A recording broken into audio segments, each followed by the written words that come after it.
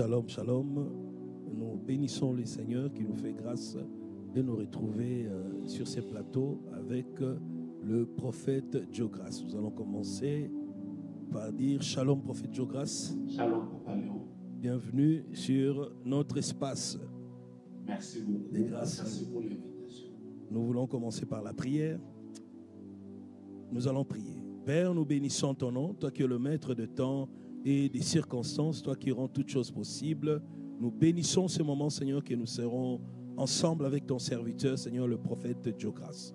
Bénis, Seigneur, chaque vie, chaque personne qui va suivre, Seigneur, notre Dieu, cette émission, que tout soit pour ta gloire. Au nom de Jésus, notre Seigneur et Sauveur. Amen. Amen.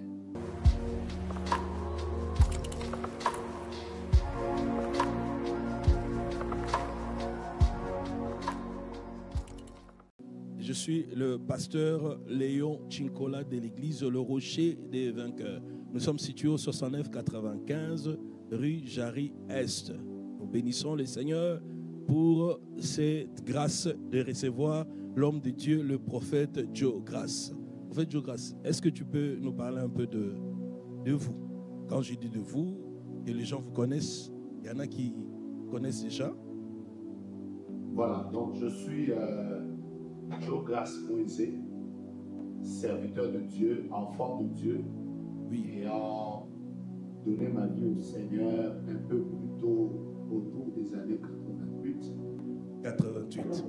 Donc je suis chrétien, né de nouveau, baptisé d'eau en 93, je crois. Et depuis là, je suis en train de servir le Seigneur. Je suis pasteur du ministère Génération Joël à Kinshasa. Je dirige un ministère qu'on appelle la Garnison des Prophètes International qui organise des programmes un peu partout dans le monde, des programmes de prière. Je suis écrivain, je suis conférencier et marié. Marie, c'est ça Père que j'attendais. de 4 enfants. Je suis marié à Madame Yolande Moïse, avec qui ça va faire bientôt 20 ans qu'on est ensemble. Nous bénissons le Seigneur. Amen. De cette union, Dieu nous a bénis avec 4 enfants, 2 garçons et 2 filles qui continuent à grandir et à servir également le Seigneur. Je crois que c'est tout ce que je peux dire sur moi. Nous bénissons le Seigneur pour l'homme de Dieu, pour ce qu'il fait pour le Seigneur. Il est une bénédiction pour le Seigneur et nous saluons aussi Maman Yolande qui serait peut-être en train aussi de nous suivre. Que Dieu soit béni. Alors j'aimerais d'entrée de jeu demander au prophète Joe Grace de nous parler un peu de ses débuts. Alors, si je dois parler de mes débuts, Oui. Dans le ministère. mes débuts Oui. dans le ministère, je vais déjà commencer par dire que je suis issu d'une famille chrétienne où mon grand-père était pasteur des Assemblées de Dieu. Ton grand-père. Ouais. Oui. Il était le représentant des églises, des Assemblées de Dieu dans la ville où j'étais en Colombie. Oui. On appelait surintendant. Wow. Et donc, ça fait déjà cette histoire. Donc, je suis né d'une famille dans laquelle les gens servaient le Seigneur, priaient. Je suis né comme ça. Donc, je suis fils des Assemblées de Dieu. Et mon père, de par son père, plus tard, a servi aussi le Seigneur chez les Assemblées de Dieu, puis chez les évangéliques. Papa. Il est mort il y a 32 ans. Et Wow. donc, mon histoire commence avec l'église. J'ai chanté, j'ai joué aux instruments, j'ai joué au synthétiseur, au tam-tam, j'ai fait plusieurs choses à l'église. Et ce n'est que dans les années 88, très tôt, Oui. autour de mes peut-être 12, 13, 14 ans, j'ai eu la grâce de Dieu d'écouter la parole du Seigneur que j'écoutais déjà avant. Mais pour la première fois, j'ai pris une décision personnelle de suivre le Seigneur Jésus-Christ et de le servir jusqu'à ces jours. Après ce temps, c'est peut-être autour des années 93, 94, avec beaucoup de moments de prière, j'ai découvert que j'avais un don de prophétie que j'ai finalement commencé à exercer jusque maintenant. Mais si je dois parler de mes débuts, Oui. je suis chrétien, d'une famille chrétienne, ayant reçu Jésus, ayant servi Dieu. J'ai hérité d'abord de la foi qui est venue de mon grand-père, puis de mes parents. Et finalement, moi aussi, je suis entré dans le chemin qui nous avait été tracé par eux. Donc on voit une alliance venant de ton grand-père, qui est passée par ton père et aujourd'hui. Et jusqu'à moi, et peut-être aussi par mes enfants et les autres. Wow, nous bénissons le Seigneur. Amen. Et quand tu as su que tu avais la grâce prophétique, est-ce que c'est directement que ça a explosé? C'était comment? Voilà. Parlez-nous un peu. C'est vrai que très jeune, j'avais remarqué que j'avais beaucoup de songes, j'avais beaucoup de paroles qui se réalisaient. Il m'est arrivé plusieurs fois d'annoncer dans la famille, j'ai vu un décès, j'ai annoncé ça le matin et le soir c'est arrivé. Il m'est arrivé de dire, voilà, j'ai vu une promotion qui va arriver et peut-être 2 jours après c'est arrivé. C'est-à-dire qu'au début, je disais des choses et les gens de ma famille disaient toujours qu'il a des paroles. Il a des paroles. Lui, quand il dit ça s'accomplit. Au début, c'était comme... Ça a étonné les gens. Ça a étonné. C'était le genre, voilà, il a des paroles. Oui. Mais comme mon père ne voulait pas trop que je sois très lié aux dons et tout ça, oui, pour lui, c'était, il faut que tu étudies. Donc, tes histoires là, des prières, des voirs et tout ça, il faut que tu étudies. Et donc, à cause de ça, et surtout que j'ai expliqué que je suis venu d'une famille des assemblées de Dieu. oui. Ceux qui ont côtoyé les assemblées de Dieu, ils savent que c'est une communauté qui a une très grande rigueur sur la parole de Dieu.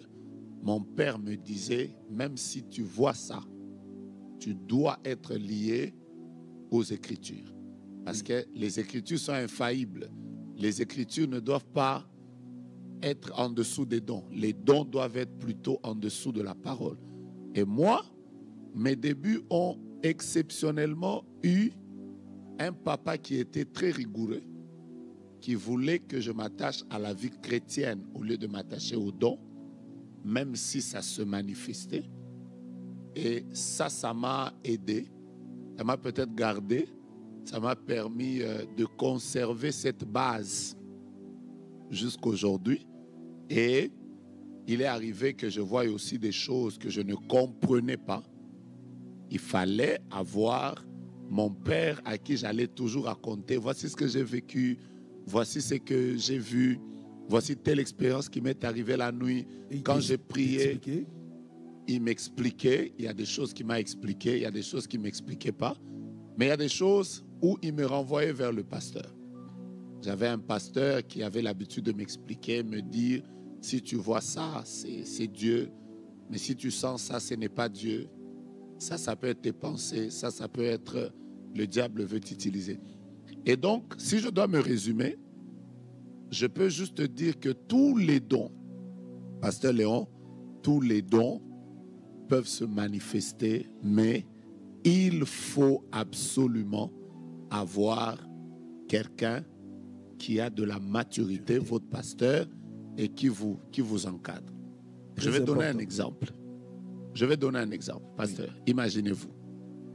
Dieu visite Samuel dans la Bible. Première fois, il appelle Samuel. Samuel dit, Samuel va vers Élie. Et Élie dit, je ne t'ai pas appelé, va dormir. Deuxième fois, Dieu l'appelle, il part vers Élie. Troisième fois, Dieu l'appelle, il part vers Élie. C'est Élie qui dit à Samuel, si cette fois-ci, tu entends le Seigneur t'appeler, sache que c'est moi. Dis au Seigneur, me voici Seigneur, parle-moi. Et dès qu'il a fait ça, Dieu lui a parlé. De ce petit texte, je retiens 2 choses. La première, pourquoi Dieu n'avait-il pas directement dit à Samuel, ne va pas vers Élie, c'est moi Dieu qui te parle. C'était facile, normalement, puisque c'est Dieu qui lui parlait directement. Pourquoi Dieu a laissé Samuel recevoir l'instruction de Élie pour pouvoir lui parler maintenant exactement? Donc Dieu a attendu que Élie dise à Samuel, si tu entends cette voix, sache que c'est Dieu qui te parle. Moi, je me dis, pourquoi il a attendu que le garçon fasse 3 tours? Une manière de dire, même si c'est Dieu qui te parle, Dieu veut que tu sois coaché. Amen.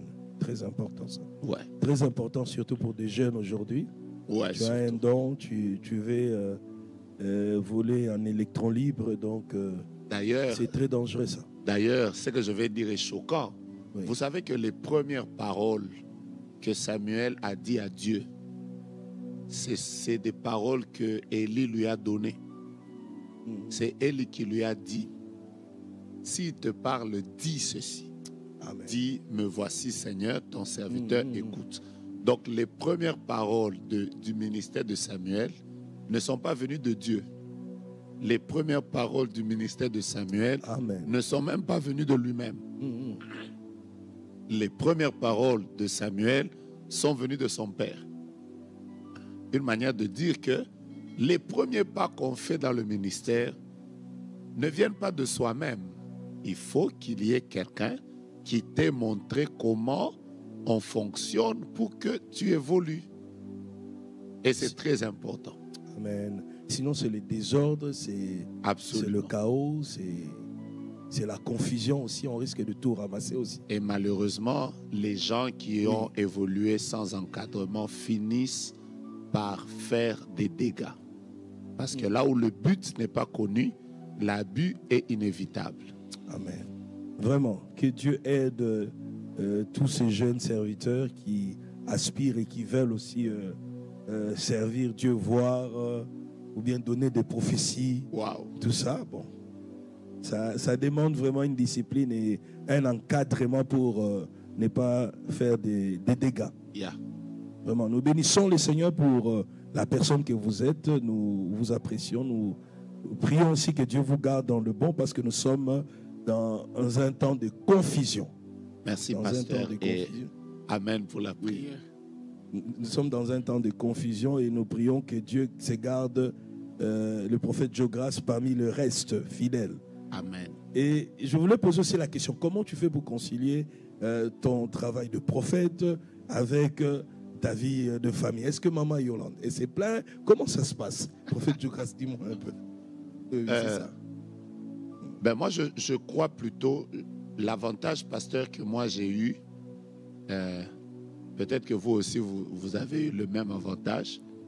Vous savez, il y a des personnes qui se sont mariées et c'est dans le mariage qu'ils ont découvert leur appel. Donc la femme s'est d'abord mariée peut-être à un païen et c'est 10 ans après qu'elle doit maintenant considérer que cet homme, c'est un homme de Dieu. Alors nous, l'avantage que Dieu nous a donné, c'est que nous nous sommes mariés. Quand ma femme est venue dans ma vie ou quand moi je suis entré dans sa vie, elle savait déjà que l'appel qui était sur mon mari était celui-ci. Parce que ma femme a évolué avec moi dans le même milieu. J'ai été parmi ses pasteurs, parmi ses bergers. Donc elle savait plus ou moins que quand je m'engage dans le ministère avec cet homme, il est prophète, il sert le Seigneur. Voici comment Dieu travaille avec lui. Ça m'a beaucoup avantagé. Alors, comment je concilie? Je suis de ceux qui croient qu'on n'est pas prophète à la maison. Ma femme n'a pas besoin d'un prophète dans sa maison. Elle a besoin d'un mari qui assure ses rôles de mari. Elle a besoin d'un homme qui l'aime, d'un homme qui la soutient. Mes enfants n'ont pas besoin d'abord du prophète, ils ont besoin de papa. D'un papa qui assure ses rôles de pasteur, de papa. Et je crois que de manière très simple, je vis ma vie normalement. Et j'ai mes temps de retraite, j'ai mes temps de prière, j'ai mes temps d'intercession. Et Dieu soit béni pour mon épouse parce qu'elle sait déjà que j'ai toujours tendance à vouloir me retirer un moment, prier pour les gens. Elle me laisse faire et ça fait 20 ans ça marche et gloire à Dieu pour sa vie. Nous bénissons l'Éternel pour maman Yolande et nous prions que Dieu garde ce cœur-là parce que ce n'est pas facile. Il y en a des femmes qui se plaignent de leur mari qui sont tout le temps partis surtout. dans des activités, oui. Ça, il fallait lui demander. Je crois que pour moi, là, elle peut avoir les mêmes plaintes. Prochainement, on aura aussi, maman, on va poser, mais ça sera avec Alliance d'Or. On verra bien ça aussi. C'est pour juste communiquer aussi cette grâce à d'autres sœurs. Il y en a qui pensent que c'est facile. Mais non, mais c'est pas facile. C'est pas facile. Non, c'est pas facile. Pas facile, oui. Parce que je crois que le ministère, c'est toute une vie qui demande, qui a beaucoup d'exigences. Oui. Et quand on considère qu'on doit aussi faire autre chose, c'est pas facile. Et quels sont les combats que tu as rencontrés ou bien que tu rencontres chaque jour en tant que prophète? Tu peux nous en donner peut-être 2 ou 3? Parce qu'il y en a beaucoup. Il y en a beaucoup. Servir Dieu dans le ministère prophétique, beaucoup de gens voient le côté, il a donné des messages et tout ça. Mais déjà, le ministère prophétique lui-même, il est un ministère à combat. Il y a des combats exogènes ou des combats internes, mais il y a aussi des combats externes. Alors, si je dois parler des combats, je commence d'abord par les combats internes. Le ministère prophétique est un ministère qui demande beaucoup de discipline personnelle. Parce que quand le prophète n'a pas vaincu certains combats intérieurs, même si certains combats extérieurs, il semble les avoir vaincus, il ne va pas tenir. Je vous donne par exemple les combats intérieurs. Les combats intérieurs que doit vaincre tout celui qui a un ministère de prophète, comme tout celui qui a un appel au ministère, c'est le combat de l'orgueil, par exemple. Je donne un message, ça s'accomplit. J'ai dit, par exemple, que tu auras des jumeaux. Les jumeaux arrivent. Oui. Vous voyez, quand les gens vivent des accomplissements, leur premier réflexe, c'est de vouloir te considérer comme une personne spéciale, comme quelqu'un qui est surhumain. Pourtant, le prophète est un humain, est un homme de Dieu. Donc il est d'abord un humain qui a juste reçu une grâce. Une grâce. Donc, qui a ses qualités, mais qui a aussi les défauts. Ouais, qui a aussi des défauts. Oui.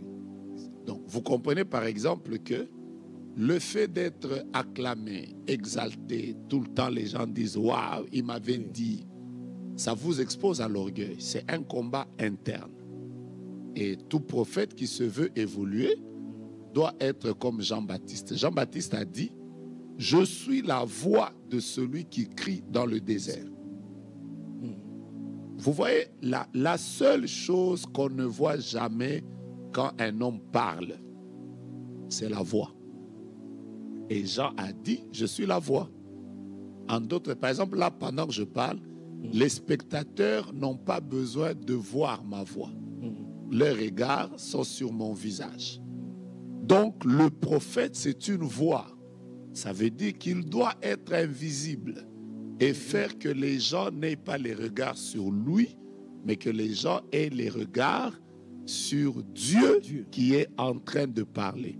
Parfois, les prophètes ont tendance à vouloir tourner les regards des gens vers eux, alors que c'est à Dieu que doit revenir toute la gloire. Wow. C'est un combat interne. Vous le savez, il peut arriver que vous avez donné une prophétie à quelqu'un. Là, il n'y a pas un piège que les prophètes doivent vaincre comme l'amour de l'argent. Les gens ont tendance à vous donner des offrandes. Les gens ont tendance à, dès que Dieu a fait, il faut que tu prennes, il faut que tu... Alors, or, vous savez avec moi dans la parole de Dieu que certains prophètes ont eu à détruire leurs dons à cause des cadeaux qu'ils ont reçus de la part des gens. Vous savez, une des personnes qui devait avoir un ministère extraordinaire de prophète, selon moi, c'est Géasi. Géasi, oui. Je vais vous le prouver. Parce que Élie est là. Il a marché avec Dieu. La double portion de son esprit est tombée sur Élisée. Maintenant, Élisée marchait avec Géasi. Supposons que Géasi était resté loyal. Donc, il devait aussi avoir la double portion de Élisée. Ça devait être 4 fois Élie. Oui. Donc, ça devait être le prophète le plus puissant. Mais qu'est-ce qui a raccourci sa vie? Il est allé prendre des dons. Donc les cadeaux peuvent tuer un prophète. Les cadeaux peuvent tuer une grâce, peuvent tuer un ministère. Donc il faut que les prophètes aient des victoires sur les combats internes. Mais il y a aussi des combats externes. Oui. Les combats externes, c'est que... déjà avoir un caractère et la discipline. Voilà, la discipline, le caractère. Oui, ça c'est des choses que le prophète devra, sur lesquelles il doit travailler de manière interne pour lui-même. Mais parce que je parle des combats, il existe aussi des combats externes. Par exemple, vous le savez, c'est une des choses que beaucoup de personnes ne connaissent pas. Les prophètes ont tendance à être rejetés et haïs. Oui. Cette histoire n'a pas commencé avec nous, ça a commencé déjà depuis la Bible. La Bible dit, Jérusalem, toi qui tues le prophète et ceux qui te sont envoyés. Parce que dans la Bible, les prophètes c'est parmi les gens qui ont été haïs. Les gens les haïssent, surtout quand il y a une parole qui a été donnée, oui. Après elle tarde. Ou bien elle ne s'est pas accomplie. Voilà, tout le monde vient pour dire, ah non, d'ailleurs, le prophète là, c'est un menteur. Oui. Il y a des combats externes qui sont liés. Et comment vous vivez ça? Quand il arrive ça, quelqu'un qui dit non, il m'avait dit ça, comment toi tu vis ça? Mais toi tu es convaincu que ça venait de Dieu. Dans ces choses, il y a à boire et à manger. Je commence par 3 cas. Le premier cas, la parole de Dieu elle-même dit, c'est une prophétie qui marche vers qui est déjà fixée, qui marche vers son terme. Hein? Elle marche vers son terme. Mais la Bible dit, si elle tarde, elle s'accomplira certainement. Déjà, la Bible reconnaît qu'une prophétie peut tarder. Dieu reconnaît qu'une prophétie peut tarder. Le Seigneur a dit à Abraham que 400 ans après, je ferai sortir tes enfants de l'Égypte. Mais quand vous voyez, Israël n'est pas sorti à 400 ans. Il est sorti après 430 ans. Oui. Donc il s'est écoulé encore 30 ans. Il est possible qu'une prophétie tarde. Il y a des raisons qui peuvent faire qu'une prophétie tarde. Il y a aussi des raisons qui peuvent faire qu'une prophétie ne s'accomplisse pas, indépendamment du prophète. Parce que vous savez, il y a des prophéties conditionnelles, il y a des prophéties non conditionnelles. Il y a des prophéties pour lesquelles il suffit qu'une personne prie, ça peut changer. Mais il y a des prophéties pour lesquelles ça ne peut pas changer. Je donne un exemple. Ésaïe vient, il entre comme ça, il dit au roi, il dit à Ézéchias, ainsi parle l'Éternel, prépare ta maison, tu vas mourir. Prophétie venant de Dieu. Oui. Dès qu'il sort, c'est fort. Et ça, les gens n'aiment pas de telles prophéties. Hein, ouais, Or, ça peut être une information pour te dire, de te préparer. C'est vrai qu'il faut aussi beaucoup de sagesse en donnant une prophétie comme ça. Il faut beaucoup de sagesse, beaucoup de courage, beaucoup d'audace. Mais prenons que Ézéchias prie. Oui. Dieu dit au même prophète, reviens, lui dit, tu ne mourras pas. À quel moment c'est une fausse prophétie? Quelqu'un d'autre dirait, c'est une fausse prophétie. Mais il y a des prophéties pour lesquelles Dieu peut dire, voilà, je vois une mort dans la maison. Mais la personne prie. Oui. J'ai prophétisé en public quelque chose, mais une autre personne s'élève comme intercesseur. Il dit à Dieu, je refuse cette situation. Elle ne s'accomplira pas. Donc, c'est une manière de dire que le monde prophétique est tellement vaste, avec beaucoup de couloirs, mais je prends le cas que les prophètes sont parfois méprisés, parfois ils ne sont pas respectés, parfois ils ne sont pas aimés, parfois ils sont très combattus. Il faut voir parfois, il faut voir même sur les réseaux sociaux. Oui. Et les pasteurs, surtout et les évangélistes, et les apôtres. À l'ère de l'Internet, c'est plus fort encore qu'avant. Tout le monde fait des erreurs. Nous tous, on sait que tout le monde fait des erreurs. Oui. Mais vous savez, tout le monde s'arrange seulement pour dire les prophètes. Il y a une prophéticophobie parfois. Et avec ça, il faut vivre. Avec ça, il faut se maintenir. Mais l'un des combats, c'est ce que vous avez dit tout à l'heure. Nous sommes à un âge où il y a beaucoup de confusion. Il y a et des vrais et des faux. Ce qui est biblique aussi. Ce qui est biblique, mais malheureusement, il y a des gens qui jettent et l'eau et le bébé. Ça veut dire qu'ils n'ont même pas le discernement de savoir que celui-ci est vrai, celui-là est faux. Et nous tous, nous en sommes victimes. Il y a des milieux dans lesquels tu dis, je suis prophète. Directement, les gens se disent aventuriers, coureurs de jupons, escrocs, voleurs. Pourtant, il existe des personnes qui sont aussi intègres, qui craignent Dieu, qui gardent les valeurs et qui les protègent. Donc, il y a beaucoup de combats qui s'élèvent contre les prophètes aussi. Donc, je peux en citer beaucoup. Comme vous avez dit 3, je me suis arrêté à 3. Vraiment, nous bénissons le Seigneur pour ses vérités et la sincérité du prophète Dieu-Grâce qui a voulu vraiment s'exprimer concernant ce qui touche le prophète dans ces temps où nous sommes en train de traverser. Et je veux un peu aller sur le terrain, je dirais, de l'amour. En tant que prophète, as-tu aimé maman Yolande avec une prophétie ou bien Dieu t'avait montré, je pose cette question, en tant que prophète ou bien... Je pense qu'il y a des gens qui s'attendaient simplement à cette question. J'ai toujours voulu qu'on mette parfois, c'est parmi les choses qui tuent les prophètes. Les prophètes aiment tellement devenir trop mystiques qu'ils aiment tout spiritualiser. Moi, je crois qu'un prophète dort, un prophète mange, un prophète monte dans le métro, il paye aussi le bus, il conduit, voilà. Donc, il y a toujours un côté humain qui existe dans chaque homme de Dieu. Personnellement, je n'ai jamais été pour quelqu'un qui se marie par prophétie. Je pense plutôt qu'on doit se marier par amour, même si la prophétie peut confirmer une direction qu'on a reçue de la part de Dieu. Je répète. Donc, il faut d'abord aimer la personne. Il faut prier, aimer la personne, apprécier, parce que tu ne vivras pas avec une personne que tu n'aimes pas. Il faut aimer, il faut apprécier, il faut avoir vu certaines valeurs qui t'ont attiré vers cette personne et peut-être rentrer auprès de Dieu les valeurs pour chrétiennes. Que les valeurs chrétiennes dont je parle vraiment, bon, peut-être même aussi les valeurs de la vie.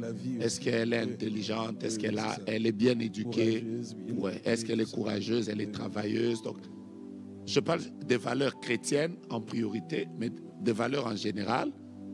Mais après avoir aimé, apprécié, on peut rentrer dans la présence de Dieu pour que maintenant, ce que nous, on a reçu, que Dieu nous convainc, qui nous parle, qui nous dise si réellement ce que nous ressentons, la direction vers laquelle nous sommes en train de partir, c'est aussi la direction de Dieu. Parce que n'oublions pas qu'il peut aussi arriver que nous aimions, mais Dieu ne nous voit pas dans cette direction.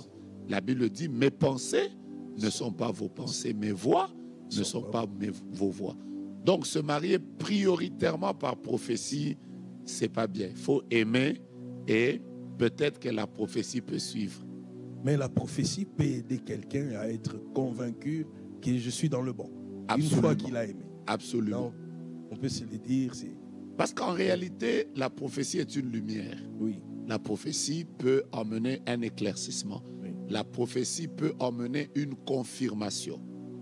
Tout comme la prophétie peut amener une infirmation. Je connais des gens qui ont aimé des personnes, mais quand elles sont rentrées dans la présence de Dieu, Dieu leur a dit non, ce n'est pas la voie que j'ai choisie pour toi, c'est aussi possible.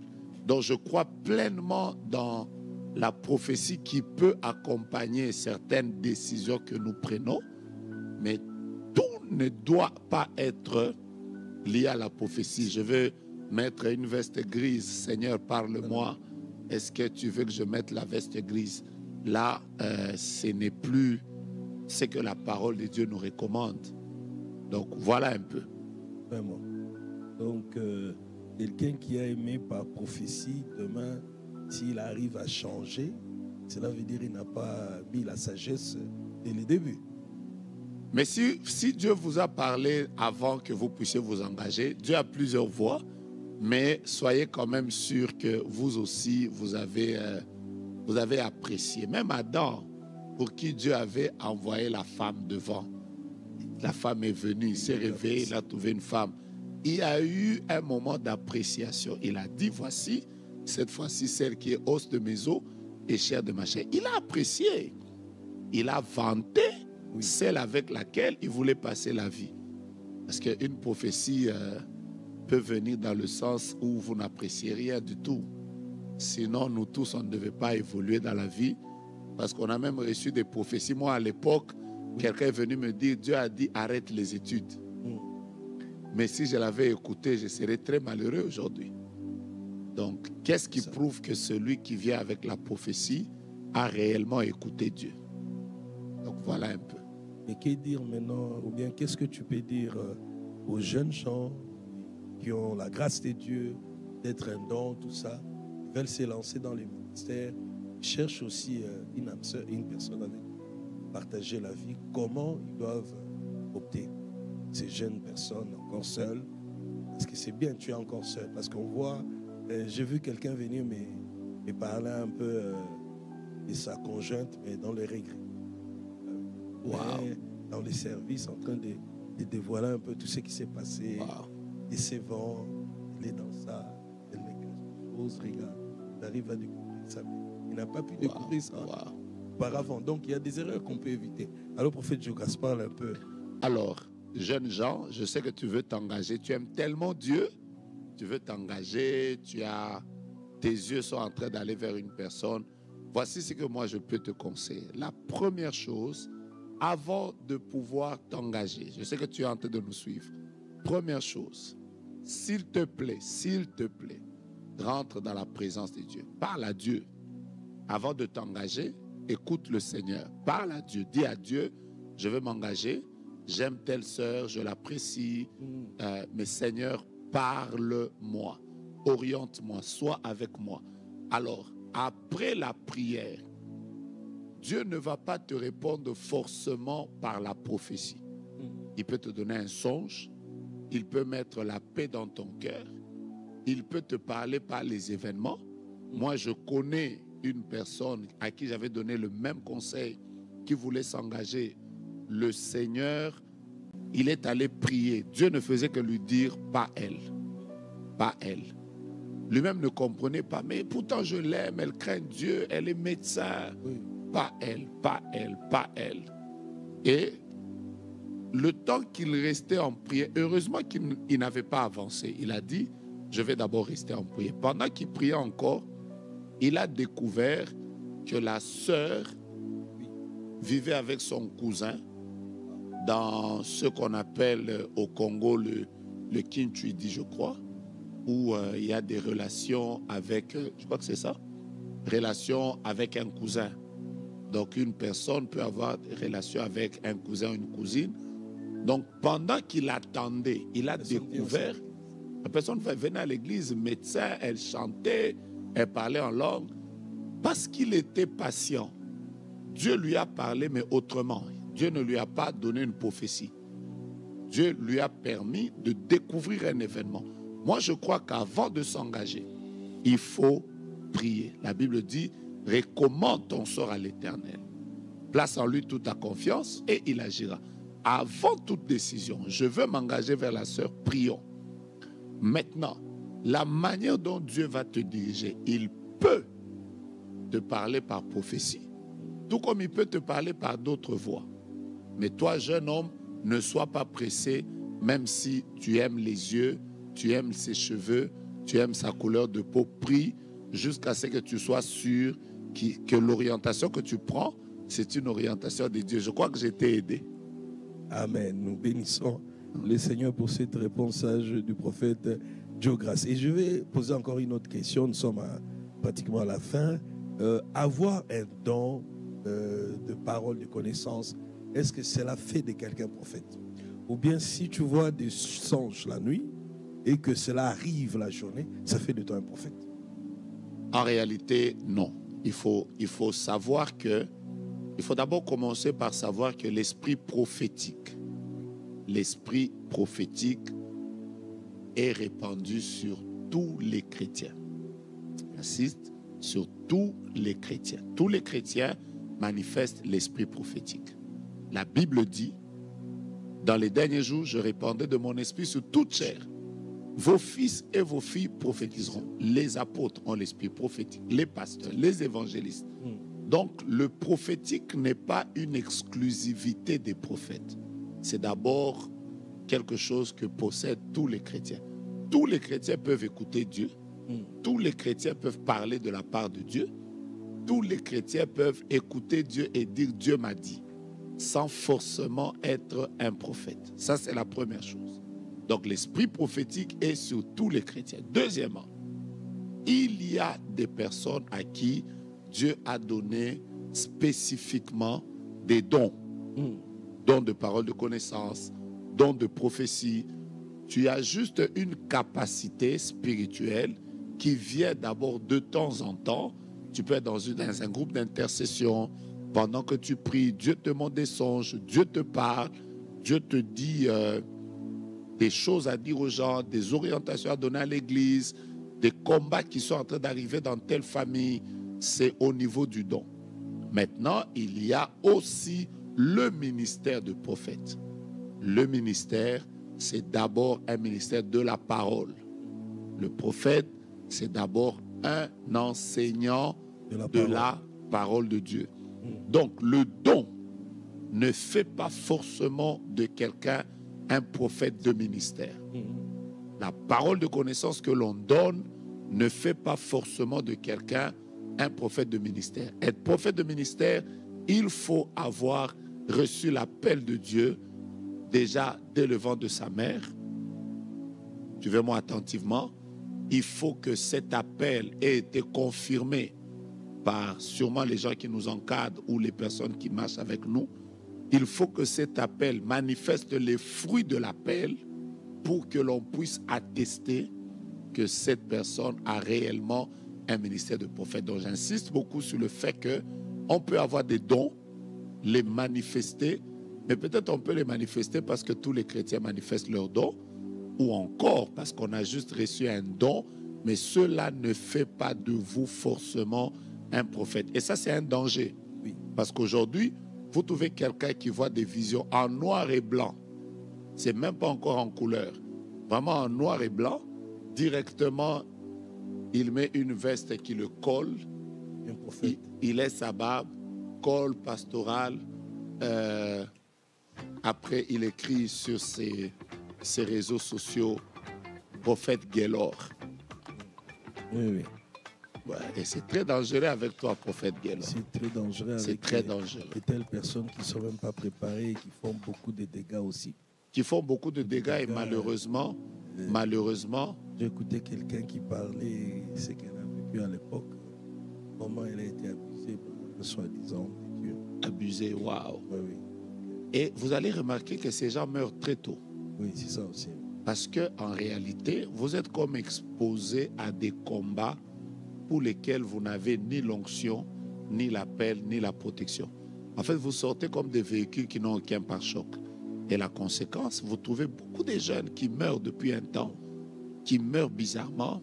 Quelqu'un était dans le véhicule, quelqu'un était dans sa chambre, quelqu'un, il meurt. Parce que beaucoup de gens se sont attribués une onction pour laquelle Dieu ne vous a pas appelé. Parce que quand Dieu vous a appelé, il vous donne l'onction, il vous entoure des anges, il met sur vous une protection qui accompagne votre appel. Amen. Mais si Dieu ne vous a pas appelé à ça, vous vous autoproclamez. Donc vous entrez dans le champ, tous les démons savent que vous êtes prophète, mais Dieu ne vous a pas donné cette onction. Dieu ne vous reconnaît pas. Et vous allez mourir pour rien. Et ça, c'est un danger. Un grand danger. Très, très grand danger. Prophète Joe Grace, là, nous sommes pratiquement à la fin. Actuellement, il y a ces vents-là, ces mouvements-là, des jeunes gens qui veulent devenir des prophètes. Qu'est-ce que tu penses de ça? Pour eux, être pasteur, d'autres, je trouve que être pasteur, c'est devenu un peu démodé. C'est vrai que quand on n'a pas beaucoup de maturité, je vais dire trois choses. Oui. La première, quand on n'a pas beaucoup de maturité dans les choses de Dieu, on fonctionne en fonction du mood du moment.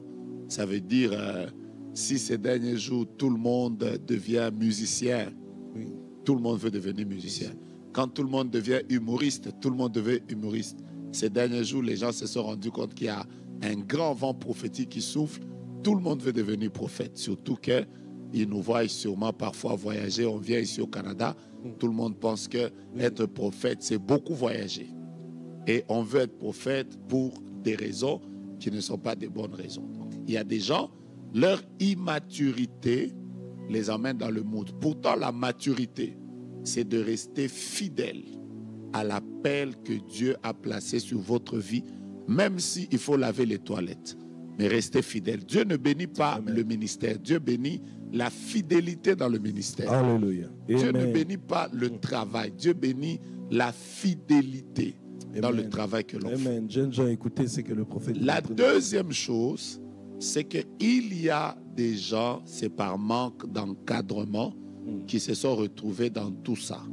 Oui. Voilà pourquoi nous sommes en train de tenir de telles émissions, nous faisons des conférences, parce qu'on tient à ce que le plus grand nombre reviennent dans la voie. La vie n'est pas seulement le prophétique. On peut devenir un grand homme d'affaires, on peut devenir footballeur. Dieu t'a appelé à une belle destinée. Tu n'es pas toujours obligé d'être prophète.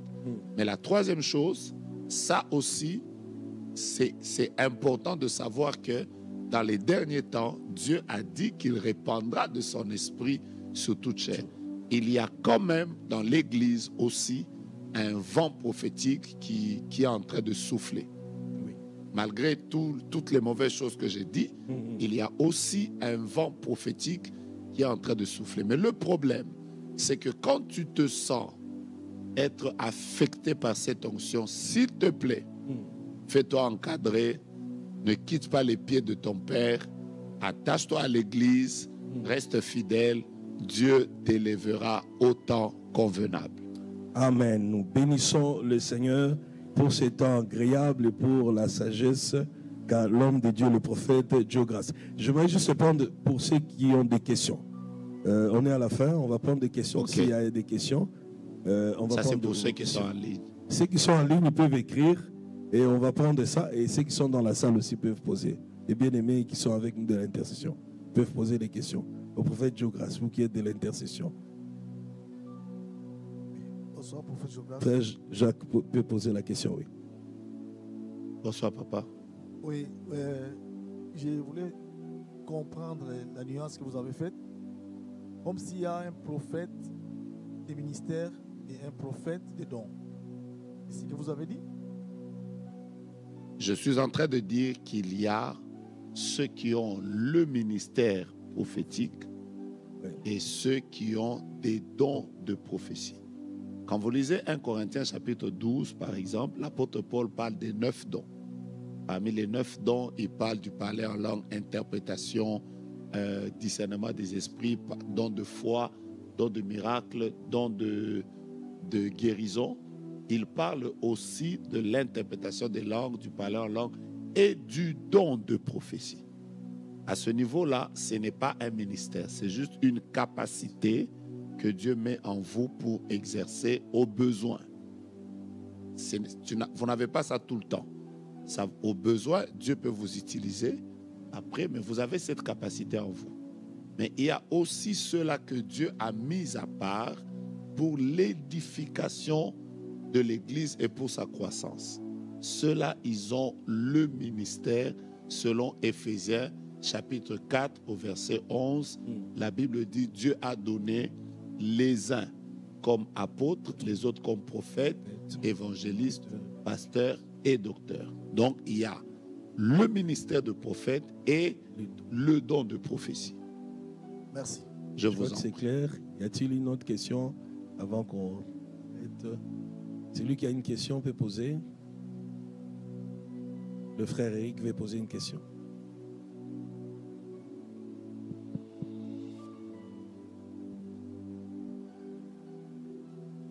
Merci beaucoup, prophète Diogras. Et ma question est de savoir comment est-ce que quelqu'un peut découvrir le ministère prophétique, ou soit comment est-ce que je peux savoir telle personne a le ministère prophétique. Okay. Merci. Alors, comment savoir qu'on a un ministère? Je vais vous dire plusieurs voies. La première, le ministère, il vient de Dieu. La Bible déclare par exemple que un seul et même esprit les distribue à chacun selon son bon plaisir. Tous les ministères, tout appel qu'on a vient de Dieu. Première chose, Dieu peut vous parler à vous-même. Dieu peut venir et vous dire, je vous ai appelé au ministère pastoral, je vous ai appelé à être apôtre, je vous ai appelé au ministère prophétique. Première chose. Mais même si Dieu vous a parlé, deuxième étape, il faut qu'il y ait la confirmation de ceux-là que Dieu a placés devant vous. Souvenez-vous que Samuel a eu Élie qui a confirmé l'appel de Dieu sur sa vie. Vous allez lire par exemple des gens comme Élisée. Il avait Élie qui a déposé le manteau sur lui. Il faut qu'il y ait, même l'apôtre Paul, il a fallu qu'on l'amène à Jérusalem. Il a rencontré Dieu sur le chemin de Damas. Mais Dieu il fallait qu'il aille rencontrer les disciples, les apôtres, pour que ceux-ci confirment que réellement cet homme, l'appel qu'il a reçu vient du Seigneur. Il faut la confirmation. Troisième chose, on reconnaît les prophètes par les fruits qu'ils produisent. On va voir, au-delà de tout, on va voir, est-ce que ce que tu dis s'accomplit? Est-ce que Dieu réellement te parle? Est-ce que ce que Dieu te dit est confirmé par d'autres? La Bible dit qu'un seul prophète parle et d'autres sont en train de discerner. Il faut qu'il y ait des signes qui montrent que réellement cette personne a un appel de Dieu. On n'est pas prophète simplement comme ça. Après, tu vas commencer à aller chercher les noms des gens sur Facebook. Après, non, il faut produire des fruits qui attestent que réellement, il y a un appel de Dieu sur votre vie. Alors, je vous ai répondu déjà par 3 étapes, mais il y a plusieurs autres étapes qui peuvent montrer que réellement, il a un appel de Dieu. Amen. Nous bénissons le Seigneur. Une dernière question et puis une dernière question. Shadrach, tu avais une question? Oui. Merci prophète. J'ai aussi une question. J'allais vous demander, que dites-vous de ceux qui pensent que, voilà, de prophètes qui pensent que ils peuvent se décider eux-mêmes de sortir de leur corps et puis de se retrouver dans un autre endroit. Ils se basent des fois sur le fait que le diacre Philippe, il se retrouvait à un endroit et puis se retrouvait aussi, je crois, dans une autre ville. Mais si nous lisons ce texte-là, on voit que pour le diacre Philippe, c'était Dieu qui l'avait amené. Mais ce prophète-là, eux, ils se disent que je peux me décider moi-même de sortir de mon corps et de me retrouver peut-être aux États-Unis ou au Congo. Que dites-vous? C'est quoi votre point de vue par rapport à ça? D'accord. Alors, la première chose, c'est que on doit savoir que dans les expériences que vivent les prophètes peuvent être utilisés par Dieu pour voir des songes. Les prophètes peuvent voir des visions. Il en existe plusieurs. Et il existe plusieurs sortes de visions. Je dis simplement que les prophètes peuvent voir des visions. Mais il existe aussi une autre dimension qu'on appelle les extases. Les prophètes peuvent vivre des expériences extasiques. Ça veut dire Dieu est capable de transporter un prophète d'un lieu vers un autre, transporter son esprit afin de lui révéler des choses qui sont dans une nation, dans un pays. Les expériences extasiques existent. Mais voici maintenant là où ce que vous avez dit est faux. Ézéchiel chapitre 37, par exemple, Élie fait une expérience extasique. La Bible dit, la main de l'Éternel me transporta en esprit et me déposa au milieu d'une vallée d'ossements desséchés. Voici comment ça se passe. Il dit, la main de l'Éternel fut sur moi et l'Éternel me déposa. Quand vous êtes en train de vivre une expérience comme ça, ce n'est pas vous qui en avez la décision et l'initiative. C'est Dieu qui se décide lui-même de vous faire sortir, de vous faire voir ce qu'il veut et de vous conduire dans ce que lui, il veut. Quand vous-même, le prophète, vous commencez à vous décider. Là maintenant, je suis sur Jarry, mais je me décide d'aller à Ottawa pour voir ce qui se passe. Mon frère, c'est l'occultisme, c'est la sorcellerie. Ce qui est de Dieu est toujours contrôlé par Dieu lui-même et sans l'initiation d'un homme. Amen. J'espère vous avoir répondu. Merci. Amen. Nous bénissons le Seigneur notre Dieu. Je m'excuse, j'avais une question, je voulais profiter de cela. Oui. Parce que c'est un cas là qu'on vient de me souffler. Oui. Que faire quand un serviteur de Dieu tout court se rend compte qu'il s'est mal marié, Vous avez parlé du mariage où il découvre que la femme que je viens d'épouser est une sorcière. Bon, ça c'est le prophète. Ça, c'est le domaine de Alliance d'Or. Oui, c'est vrai que ce sont des cas qu'on a entendus aussi trop. J'ai vu quelqu'un dire non, j'ai la malchance d'épouser, de rencontrer une sorcière. Mais moi, je crois qu'on doit appliquer ce que le prophète Jogras a dit au début. Non seulement tu aimes la personne, mais il faut aussi prier Dieu pour avoir des signes, aussi de confirmation pour savoir s'il faut embarquer. Parce que Dieu montre quand même à ses enfants. Moi, ça me dérange d'entendre quelqu'un qui s'est dit serviteur et qui accuse maintenant l'autre des sorcières. Du coup, alors il serait tombé dans le piège. C'est un peu comme Samson qui était conscient de Delilah et il savait bien Delilah d'où elle sortait. Et le père de Samson a dit même à Samson, n'as-tu pas vu d'autres femmes parmi tes frères pour aller chez le Philistin? Donc il y avait quand même déjà des alertes. Mais Samson s'est entêté, il a dit, prenez-la parce qu'elle me plaît. Il s'est arrêté là. Il n'a pas fourni des efforts, il n'a pas cherché même à dire non, prions ou quoi, non. Il a dit prenez-la seulement. Du coup, on voit, c'est juste le plaisir de la chair, c'est tout. Il n'y avait rien de Dieu dedans et ça l'a détruit. Donc moi je crois que si on met les choses comme telles, c'est dangereux pour sa vie, qu'on soit serviteur de Dieu. Parce que moi, en réalité, je pense que quand on se retrouve dans des cas comme ça, je vais dans le même volet, c'est l'entêtement. Dieu est tellement amour, que quand son serviteur commence à se retrouver sur une mauvaise voie, Dieu donne toujours des alertes. Toujours. Prenons par exemple le cas de Samson. Pourquoi Samson est mort?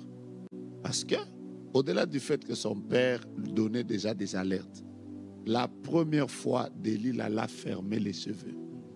Elle a crié, les Philistins sont sur toi. Il s'est battu. Mais déjà, ça montrait que cette femme ici, chaque fois que je suis avec elle, elle ne fait que dire, les Philistins sont sur moi. Qu'est-ce qui fait que chaque fois que je suis chez elle, les Philistins viennent? Est-ce que ce n'est pas elle qui ouvre la porte? Mais Samson n'a pas quitté. Il est resté jusqu'à ce que cette fois-là, il est tombé. Dieu donne toujours des alertes. Même quand on est avec une sorcière, Dieu finira par vous montrer, même dans un songe, même. En fait, c'est l'entêtement qui fait qu'on se retrouve dans des situations assez compliquées. Mais si vous vous êtes déjà retrouvé là, ce n'est pas un cas de divorce. Battez-vous avec, priez, amenez-la au Seigneur, intercédez, amenez-la à la délivrance. Ça devient un combat compliqué. Dieu peut faire grâce et vous délivrer de cette écharpe. Il y en a aussi qui s'entêtent, comme le prophète Jogras est en train de le dire, ils se disent, soit elle va changer, mais lui-même il est conscient que la personne là n'est pas transformée. Oui. Mais il s'entête aussi. Bon. Mais c'est vrai que c'est au cas par cas, c'est très difficile aussi ça. C'est compliqué, mais moi je crois que c'est quelque chose à prendre vraiment au sérieux. Au sérieux, surtout pour des serviteurs de Dieu. J'ai écouté même un homme qui a dit, moi j'ai fait ces erreurs-là à 2 reprises et j'ai peur maintenant. Oh là. J'ai rencontré que de mauvaises personnes. Moi j'ai dit, bon, ça c'est un problème, alors sérieux si ça se répète 2 fois. Vraiment. Nous bénissons les Seigneurs pour le prophète Jogras et nous sommes à la fin de ce temps avec l'homme de Dieu et que Dieu bénisse l'espace des grâces et que Dieu bénisse aussi le vainqueur qui était là. Frère Prince pose une question au prophète Joe Grace. Comment discerner la voix de Dieu parmi toutes les voix que tu peux écouter? Et ça, tu es convaincu que c'est la voix de Dieu? Le plus grand secret pour discerner la voix de Dieu, le plus grand secret de tous les secrets, ça s'appelle l'intimité. Devenez intime à Dieu, vous saurez que ça c'est la voix de Dieu, ça c'est pas la voix de Dieu. Je vous donne un exemple simple. Aujourd'hui, je peux ne pas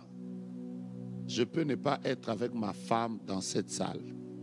Mais si ma femme est dans l'autre pièce et qu'elle parle, je saurai que c'est elle. Si elle tousse, je peux savoir que c'est elle. Pourquoi? Parce que je suis tellement resté avec elle pendant longtemps que je connais sa manière de faire, sa manière de tousser, sa manière de rire. Je peux, sans la voir, savoir que c'est elle. C'est exactement ce qui se passe avec la voix de Dieu. Soyez rapprochés de Dieu. Soyez intimes à Dieu. Vivez dans la prière. La voix de Dieu sera la chose la plus facile que vous allez écouter, Frère Prince. Que Dieu soit béni. Nous allons nous arrêter avec la prière du prophète Joe Grace. Il va prier, il va bénir les bien-aimés qui sont en ligne du rocher. Que Dieu vous bénisse. Nous allons recevoir la bénédiction de l'homme de Dieu. Et si le prophète aussi voit quelque chose, il peut toujours le dire aussi. Comme ça, vous allez voir que c'est un prophète authentique. Je veux d'abord qu'on dise merci à Dieu pour Pasteur Léon. C'est rare d'avoir des personnes qui ont un fardeau pour des choses qui concernent l'Église, qui concernent les jeunes. Il a ce fardeau. Que Dieu vous bénisse abondamment. Seigneur, je te donne toute la gloire. Et je prie pour tous ceux qui ont été connectés en présentiel et en ligne. Fais du bien à chacun. Fais éclater ta gloire dans la vie de chacun. Nous voulons témoigner ta grâce et témoigner les merveilles de ton nom. Bénis notre Église, bénis Espace de Grâce, bénis cette vision, bénis tous ceux qui ont été connectés. Que l'esprit prophétique coule dans leur maison et dans leur vie. Au nom de Jésus-Christ. Amen. Amen. Nous disons merci à Dieu, à la prochaine. Et je crois qu'on se retrouvera encore avec le prophète Joe Grace pour toucher d'autres sujets. Peut-être aussi avec Maman Yolande. Merci beaucoup. Que Dieu soit béni. Merci, shalom.